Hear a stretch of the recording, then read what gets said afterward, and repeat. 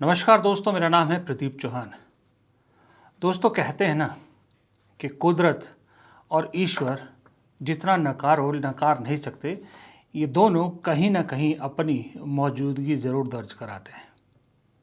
किसी को जितना मर्जी आप दीवार के साथ लगाने की कोशिश करो, कहीं ना कहीं ऊपर वाला अपना इंसाफ कर देता है और अंत में सत्य की जीत होती है। अब मैं ये क्यों बोल रहा हूँ? मैं इसलिए बोल रहा हूँ कि आज और कल 2 दिन कांग्रेस गुजरात में इकट्ठा हो रही है। राहुल गांधी गुजरात पहुंच गए होंगे अब तक या पहुंचने वाले होंगे इन 2 दिन के अधिवेशन के लिए। गुजरात किसकी धरती? गुजरात महात्मा गांधी की धरती। गुजरात महात्मा गांधी की जन्मस्थली, सरदार पटेल की जन्मस्थली। महात्मा गांधी का मूल मंत्र अहिंसा और सत्य। सच के साथ खड़े रहो, महात्मा गांधी का कहना था, सच के साथ खड़े रहो तो आपको कोई ताकत हरा नहीं सकती। और सच अंत में सामने आता ही आता है, उसको झूठ जितना मर्जी दबाने की कोशिश करें। ये बात आज राहुल गांधी बहुत अच्छी तरह से समझ गए होंगे, क्योंकि जैसा मैंने कहा, राहुल गांधी पहुंच रहे हैं महात्मा गांधी की ज़मीन पर, महात्मा गांधी की जन्मभूमि पर। वही सत्य की लड़ाई का नारा लेकर, मोहब्बत प्यार का नारा लेकर, और ठीक उनके गुजरात पहुंचने से पहले कुदरत ने अपना न्याय किया और राहुल गांधी को एक ऐसा मौका मिला है कि इस देश में जो अंधभक्तों की पूरी फौज फैली हुई है, पूरी गैंग्स है, फौज नहीं बोलूँगा, माफ़ कीजिएगा, फौज शब्द बहुत रेपुटेड है, ये जो अंधभक्तों की गैंग्स है, ये इनको मुंह छुपाने की जगह नहीं मिलेगी अगर राहुल गांधी अपने मकसद में कामयाब हो गए। कल पुणे की एक अदालत ने राहुल गांधी को वो मौका दिया है और इस मौके के बाद मुझे समझ में नहीं आ रहा है कि अंधभक्त कहाँ मुंह छुपाएंगे। आपको याद है, पुणे की अदालत में राहुल गांधी पर एक मानहानि का मुकदमा चल रहा है। वो मानहानि का मुकदमा क्या है? सावरकर के पोते ने, सत्याकी सावरकर ने, और आरोप है राहुल गांधी पर कि उन्होंने विदेशी धरती पर जाकर सावरकर की मानहानि की है, गलत फैक्ट्स सावरकर के बारे में बताए हैं। इस केस में अगर राहुल गांधी को सज़ा होती है तो इसमें भी 2 साल तक की सज़ा हो सकती है, साथ में फाइन भी हो सकता है, यानी फिर से एक बार उनकी सांसदी हड़पने की कोशिश की जा रही है। फिर राहुल गांधी ने एक एप्लीकेशन लगाई इस अदालत में 18 फरवरी 2025 को, जिसमें राहुल गांधी ने अदालत से गुजारिश की कि ये जो मामला है इसे समरी ट्रायल से बदलकर समन ट्रायल में तब्दील कर दिया जाए।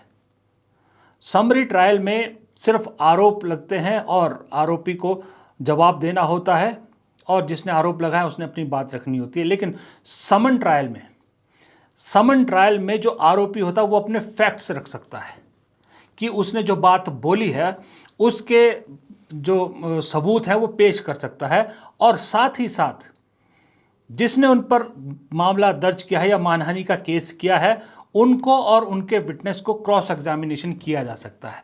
ये राहुल गांधी मांग कर रहे थे, लेकिन इसके खिलाफ तुरंत सत्याकी ने अदालत में जो है याचिका दायर कर दी कि राहुल गांधी को इसकी इजाज़त ना दी जाए।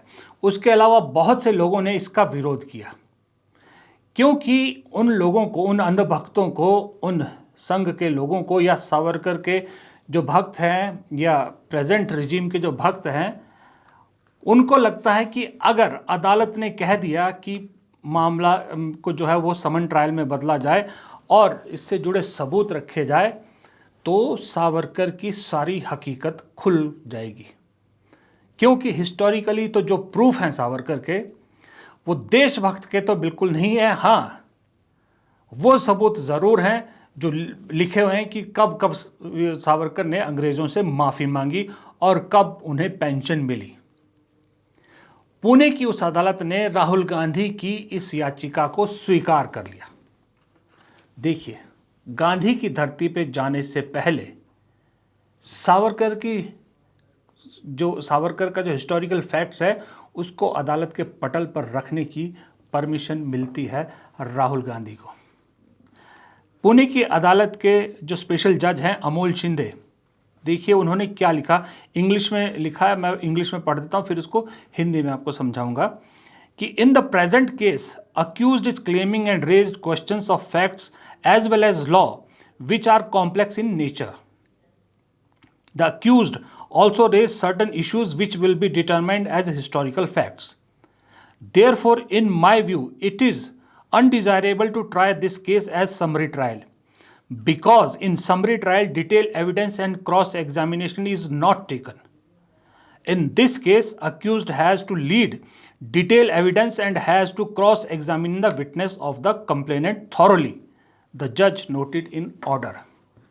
यानी इसमें जज साहब ने साफ शब्दों में कहा है कि जो समरी ट्रायल है उसमें जो है मौका नहीं मिलता है जिस पे एक्यूजेशन है कि वो डिटेल एविडेंस रख सके और अपनी बात को पुख्ता तौर पे साबित कर सके।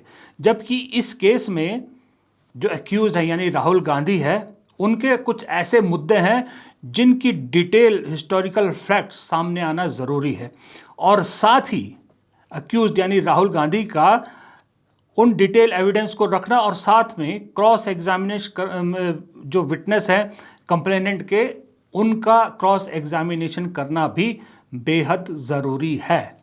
इसलिए अदालत ने ये समरी ट्रायल को समन ट्रायल में बदलने के आदेश दे दिए।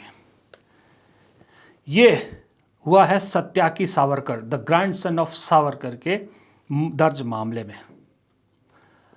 आपको एक चीज़ और बता दूं कि मामले की थोड़ी सी बैकग्राउंड क्या है। बैकग्राउंड ये है कि सत्याकी ने आरोप लगाया राहुल गांधी पर कि राहुल गांधी ने उनके दादा के जो है वो खिलाफ डेफामेटरी जो है स्पीच दी, और ये स्पीच कहाँ दी, डेफामेटरी कंप्लेंट असर्ट दैट गांधी जो है लगातार सावरकर पर अलग अलग मौक़ों पर डेफामेटरी स्पीचेस देते हैं। और जो इस मामले का अभी इस मामले में जिक्र किया गया है वो मार्च 2023 का है, जब राहुल गांधी ने ओवरसीज़ कांग्रेस के एक फंक्शन में यूनाइटेड किंगडम यानी यूके में सावरकर के बारे में कुछ बातें कही थी, जिसको सत्याकी मानते हैं कि ये इंटेंशनली सावरकर का अपमान किया गया था। लेकिन राहुल गांधी का ये कहना है कि जो भी उन्होंने बातें कही है वो उस पर आधारित थी जो फैक्ट्स हैं, जो रिटन में फैक्ट्स हैं। उन्होंने कोई ऐसी बात नहीं कही कि जो रिटन में नहीं है, जो इतिहास में दर्ज नहीं है। अब राहुल गांधी वही फैक्ट्स अदालत के सामने रखना की इजाज़त मांग रहे थे, अदालत ने दे दी। अब अदालत के सामने अगर राहुल गांधी और उनके वकील, उनकी टीम इस सावरकर के सही फैक्ट्स जो राहुल गांधी ने कहा, अगर सही फैक्ट पेश करने में कामयाब हो गई तो आप ये मान के चलिए जिन जिन फैक्ट्स को अभी ये अंधभक्त डिनाई करते थे, सावरकर को वीर सावरकर और इस देश का फ्रीडम फाइटर बताते थे, सबसे बड़ा फ्रीडम फाइटर बता रहे हैं, वो सच्चाई खुल के सामने आ जाएगी। क्योंकि ये अदालत की पटल पर कोई व्हाट्सएप यूनिवर्सिटी का ज्ञान नहीं चलता है। व्हाट्सएप यूनिवर्सिटी का ज्ञान अंधभक्तों के दिमाग में या उनके मोबाइल पर डाला जा सकता है, लेकिन अदालत के पटल पर पुख्ता सबूत, रिटन सबूत रखे जाते हैं, फैक्ट्स रखे जाते हैं। और एक बार अदालत में ये फैक्ट्स दर्ज हो गए तो आज की डेट में भी कानूनन तौर पर वो दर्ज मान ली जाएंगे, अगर अदालत उन्हें एक्सेप्ट करती है तो। इस सारे प्रोसेस में अब जाहिर सी बात है कि राहुल गांधी और उनकी टीम भी कोई कसर नहीं छोड़ेगी। सावरकर से जुड़े जितने रिटन फैक्ट्स है वो सब वो अदालत में रखेंगे, और उसके लिए हो सकता है राहुल गांधी को बहुत से डॉक्यूमेंट्स सरकार से आरटीआई के थ्रू या किसी और थ्रू लेने पड़े, और सरकार डिनाई भी नहीं कर सकती, क्योंकि अगर सरकार डिनाई करेगी तो वही चीज़ राहुल गांधी अदालत में रखेंगे कि ये डॉक्यूमेंट को सरकार ने ये जवाब दिया है, ये उपलब्ध नहीं कराया गया। इसलिए जो भी रिटर्न में है, जो सरकारी दस्तावेजों में दर्ज है, जिन्हें छुपाया जा रहा है सावरकर के बारे में, वो सारे दस्तावेज अब अदालत में पेश होंगे। अदालत में पेश होंगे तो यानी पूरे हिंदुस्तान, पूरी दुनिया के सामने सच्चाई आ जाएगी कि सच में सावरकर ने पेंशन ली थी या नहीं ली थी। सच में सावरकर स्वतंत्रता सेनानी थे या नहीं थे। सच में सावरकर ने माफ़ीनामा लिखा था कि नहीं लिखा था। ये सारी सच्चाइयाँ सामने आएंगी। और राहुल गांधी, वैसे मैंने देखा नहीं अब तक कि राहुल गांधी जो बात बोलते हैं वो बिना तथ्यों के बोलते हों। उनके पास तथ्य होते हैं। बस एक वो मोदी सरनेम वाले मामले में थोड़ा बोलने के स्टाइल में, यानी जो वाक्य बनाने में थोड़ी सी उनसे गड़बड़ हो गई थी, जो उनको नुकसान पहुंचा गई। वरना वो जनरल कही हुई बात थी, लेकिन वो एक नेता है, विपक्ष के नेता हैं, मंच से उन्होंने ये बात बोली थी। लेकिन यहाँ तो वो फैक्ट्स रखने की बात कर रहे हैं। उस मामले में कोई फैक्ट्स नहीं रख सकते थे, इस मामले में फैक्ट्स रखने की बात है। अब सोचिए, सावरकर के पोते, सावरकर के पुजारी, सावरकर को इस देश का सबसे बड़ा स्वतंत्रता सेनानी बताने वाले, गांधी से भी बड़ा स्वतंत्रता सेनानी बताने वाले संघ के लोग, बीजेपी के लोग, अंधभक्त, ये सब कहाँ मुंह छुपाएंगे अगर ये सच्चाई जब सामने आएगी तो। इसलिए मैंने कहा कि सत्य की जीत होगी। जो गांधी जी कहते थे उसका जो है ना सच्चा सबूत ये मिलता है कि राहुल गांधी की धरती की तरफ जा रहे हैं अभी, और उससे पहले उन्हें अपना सच साबित करने का मौका मिल जाता है। इसे आप कोइंसिडेंस कहिए, इत्तेफाक जिसको कहते हैं, या कुछ भी कहिए, पर मैं ये मानता हूँ कि सच ज़्यादा दिन दब नहीं सकता, और ऊपर वाला देखता ज़रूर है कि किसके साथ क्या हो रहा है, और उस ऊपर वाला सही वक्त पर सही इंसाफ ज़रूर करता है। और इस मामले में तो ये होने के बाद मुझे और ज़्यादा विश्वास हो गया है कि ये बात सही है कि ऊपर वाला इंसाफ करता है। देर आए लेकिन दुरुस्त आए, देर है अंधेर नहीं है जो कहते हैं ना।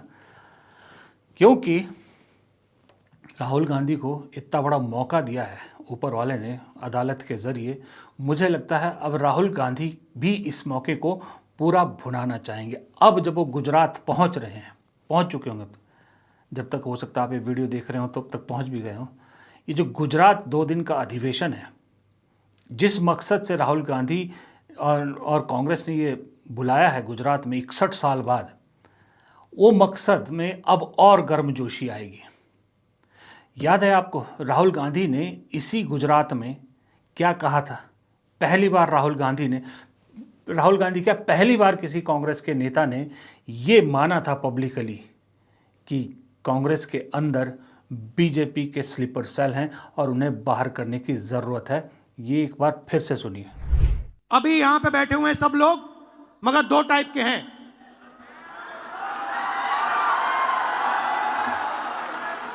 एक है जो जनता के साथ खड़ा है, जो जनता के लिए लड़ता है, जो जनता की इज्जत करता है और जिसके दिल में कांग्रेस पार्टी की विचारधारा है। और दूसरा है जो जनता से कटा हुआ है, दूर बैठता है, जनता की इज्जत नहीं करता है,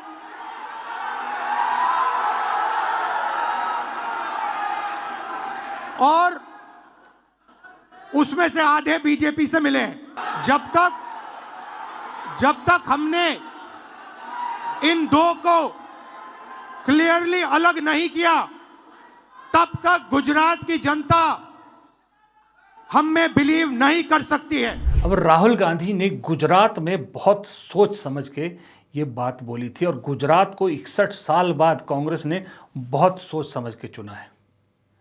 क्योंकि राहुल गांधी का कांग्रेस का क्या मकसद था गुजरात को चुनने का, इसका डिटेल वीडियो मैं अलग बनाऊंगा, लेकिन मोटे तौर पे मैं आपको बताता हूं कि सबसे बड़ा कारण गुजरात चुनने का ये है कि इस देश में पिछले 14 साल से, मैं 14 साल से कह रहा हूँ, 2010 के बाद से, मान लीजिए अब 2011 के बाद से, जब से वो अन्ना आंदोलन का वो सब शुरू हुआ था, तब से इस देश को एक चीज लगातार बेची जा रही है, वो है Gujarat model, Gujarat model, Gujarat model.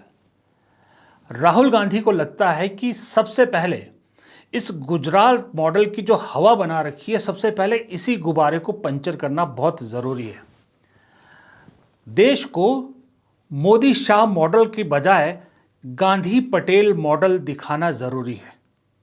इसलिए गुजरात से बेहतर कोई जगह नहीं है। और दूसरी बात, कांग्रेस ये दिखाना चाहती है पूरे देश को, जो गुजरात मॉडल 1995 से लेकर अब तक देश को बेचा जा रहा है, दरअसल गुजरात के अंदर लोग इससे ऊब चुके हैं, इससे पक चुके हैं। लोग रास्ता चाहते हैं, एक अल्टरनेट चाहते हैं। लोग अब, क्योंकि पहले डेवलपमेंट का मॉडल देती थी बीजेपी, अब तो पिछले कई सालों से गुजरात में डर का मॉडल है। बाय हुक और क्रुक बीजेपी वहां हर लोगों के दिल में ये डर बिठा चुकी है कि चुनना तो आपको बीजेपी को ही पड़ेगा, वरना नुकसान होगा।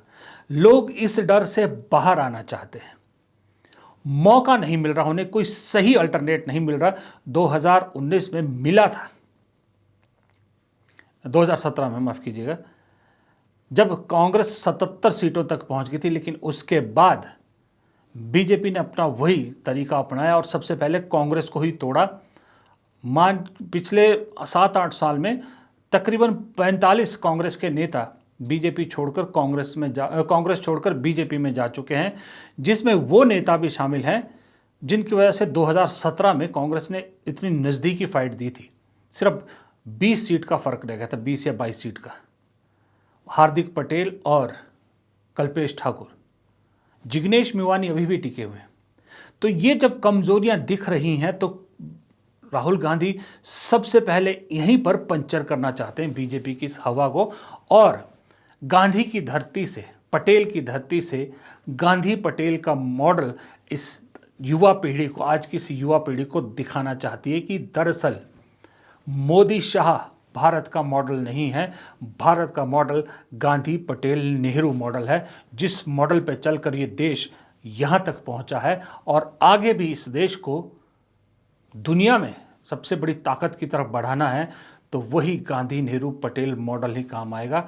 ये मॉडल काम नहीं आएगा कि तू मुसलमान है तो तुझे यहाँ जाना है, यहाँ नहीं है, तू ईसाई है तो तुझे ये नहीं कर सकता, तू सिख है तो ये नहीं कर सकता। हिंदूवाद के नाम पर गुंडागर्दी वाला मॉडल इस देश को नहीं चलेगा। इसलिए गुजरात चुना है।